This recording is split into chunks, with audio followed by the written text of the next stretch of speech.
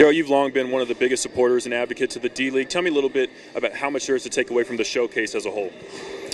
Well, I think the level of talent is the best ever. In fact, I feel like over time, as people experience the D-League, they'll just see just how high the quality of play and the players are. We've had a lot of success getting players like Greg Smith and having our guys down here like Marcus Morris, Patrick Patterson, Aaron Brooks. The list goes on. So it's it's one of the best events of the year, if not the best. Talking about your guys in particular, Scott Machado, Terrence Jones, Donatas Montanus, they've all seen time with the D-League. How have you felt like they fared in their stints down here? Yeah, they've all played real well.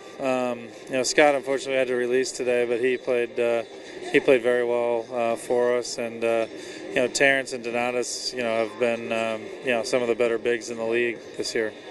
It seems like from the other general managers I've talked to that one of the things they're looking for is specialists, guys that can come in and contribute in one specific area. And I know you told me the same thing back in Rio Grande. Is that the same thing you're looking for here? Yeah, I think, to make it in the NBA, you do need one skill that's at a pretty high level. And if you're well-rounded with that, you're probably already in the NBA. So, yeah, you generally, sometimes guys will start as specialists. Greg Smith, for example, he was someone who could really finish around the basket.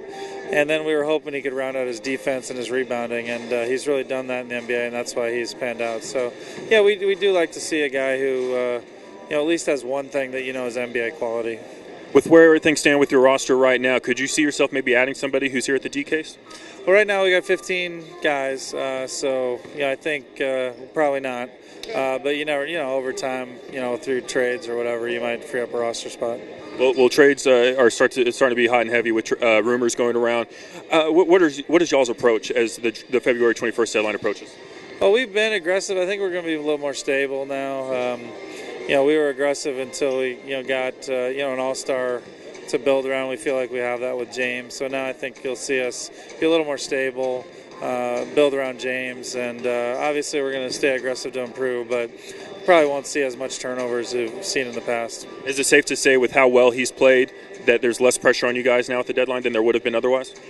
I don't know about pressure. We're always looking to upgrade, but I think prior to getting James, really all our moves and everything, we were aggressive and had more turnover than even I would like, in a constant pursuit of setting up a move to get someone like James. And now I think that we're going to be a little more stable, build with this group. They're all about 23 years old.